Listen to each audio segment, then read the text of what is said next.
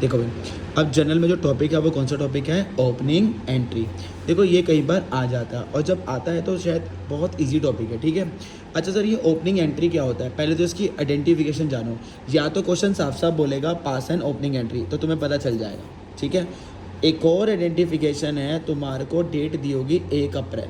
क्या डेट दी होगी, 1 अप्रैल। और उस डेट पे बहुत सारी एसेट दी होंगी और कुछ क्या दी होंगी, लाइबिलिटीज़।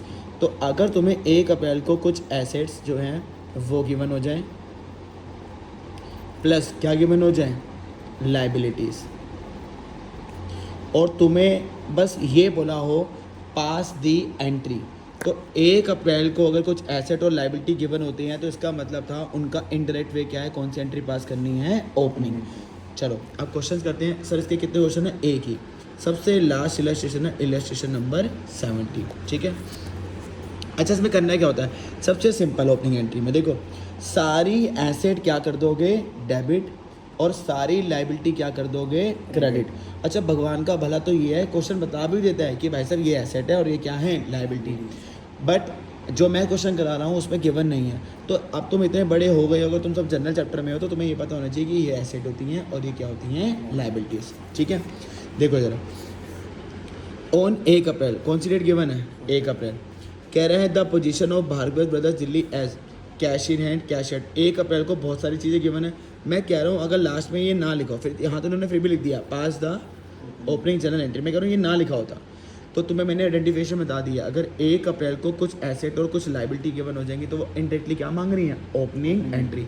और ओपनिंग एंट्री का रूल मैंने तुम्हें बताया था क्या होता है, सारी एसेट्स को क्या कर दोगे, डेबिट, ऑल एसेट्स डेबिट, और सारी लाइबिलिटीज़ क्या हो जाएंगी, क्रेडिट। बस यही करना है, पहला काम तो ये है। फिर दूसरा काम क्या होगा बताऊंगा, चला आ जाओ। सबसे पहले है cash in hand. Cash in hand क्या होती हैं, एसेट, तो क्या करेंगे, डेबिट। अच्छा फॉर्मेट आने की तो जरूरत नहीं है, पीछे सारा फॉर्म फिर भी चलो बना ही देता हूँ। जर्नल एंट्री, ठीक है, डेट,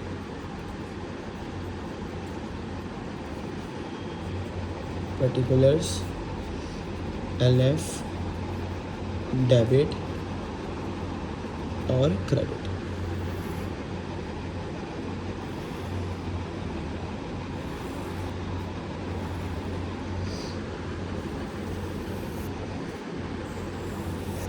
चलो कैश इन हैंड तुमने बताया कि एसेट होती है तो क्या करेंगे, डेबिट। अच्छा cash in hand account debit लिख लो या कैश अकाउंट डेबिट लिख लो, कोई दिक्कत वाली बात नहीं है, ठीक है।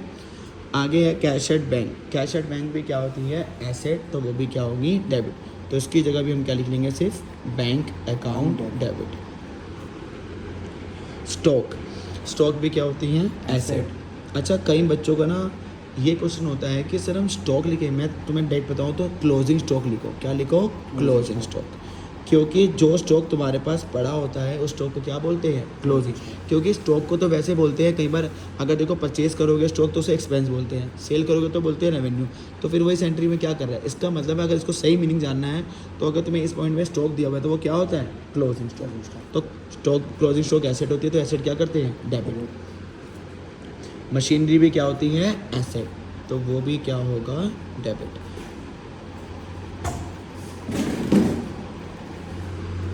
फर्नीचर, फर्नीचर भी क्या होती है, एसेट, तो वो भी क्या करेंगे, डेबिट। अच्छा इस क्वेश्चन के बाद जिनको एसेट नहीं पता है तो उनके लिए मैं 8 नाम लिख दूंगा, ठीक है। अच्छा यहाँ लिखा है अब्दुल। अब पर्सन अगर आ जाए ना तो अकाउंट में पर्सन या तो डेटर होता है या तो क्या होता है, क्रेडिटर। तुम अपने में ज्यूम नहीं कर सकते कि अब्दुल है तो ये होगा, वो तुम्हें आगे बताएगा। तो देखो उसके आगे क्या लिखा हुआ है, डेटर। अब जिसको पता है कि डेटर एसेट होती है तो वेल एंड गुड, पर जिसको नहीं पता तो आसान तरीका, D for debtor, D for debit. Abdul account debit. आगे फिर से पर्सन है तो तुम्हें बताया होगा ये डेटर है, क्रेडिटर। नीडेज कौन है, डेटर, तो D for debtor, D for debit. और जिनको ये पता है कि डेटर एसेट होता है तो वो एसेट समझ के डेबिट कर लेंगे।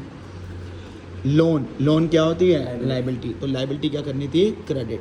अब यहाँ आएगा टू लोन, कितना है, 50,000। चलो अभी अमाउंट तो बाद में लिखेंगे।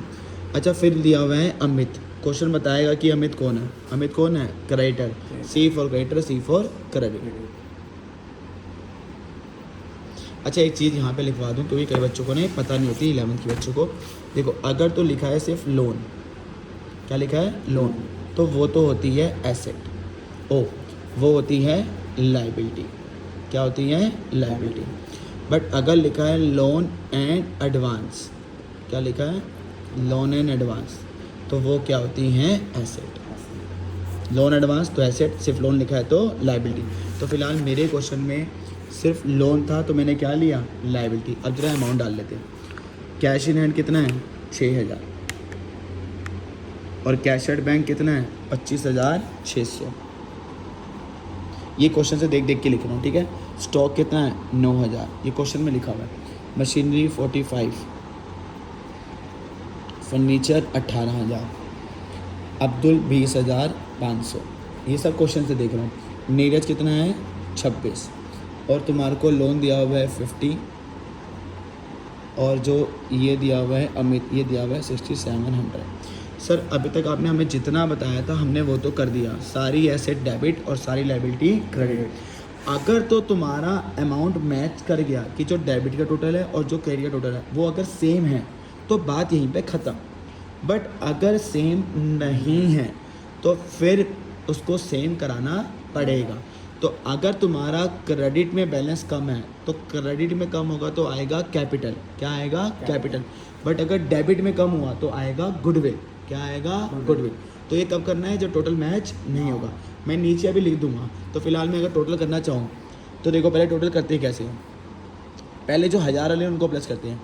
6000 और 25 कितने होते हैं 31, 31 और 9 कितने होते हैं 40, 40 और 45 85, 85 और 18 कितने होते हैं 1,03,000, 1,03,000 और 20 कितने होते हैं 1,23,000, 1,23,000 और 26 कितने होते हैं 1,49,000। तो ये हज़ारों का था, कितना हो गया 1,49,000। अब जो 500 वाले हैं 1,49,000 हुआ था, 600 और कितना है 500, तो वो कितने होते हैं 1100।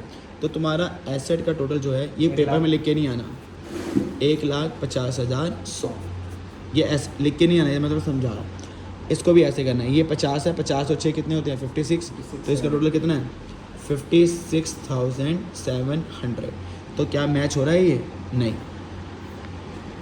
अब मैंने बताया था मैच किधर कम है, डेबिट में कम है क्रेडिट में कम है क्रेडिट में। अगर क्रेडिट में कम होगा C for credit C for capital, तो मैच कराने कौन आएगा कैपिटल। अब इन दोनों का जो डिफरेंस है वो आता है, तो डिफरेंस जो आ रहा है वो आ रहा है 93,400। अगर डेबिट में कम हो तो गुडविल लिख दूँ, तो गुडविल अकाउंट डेबिट।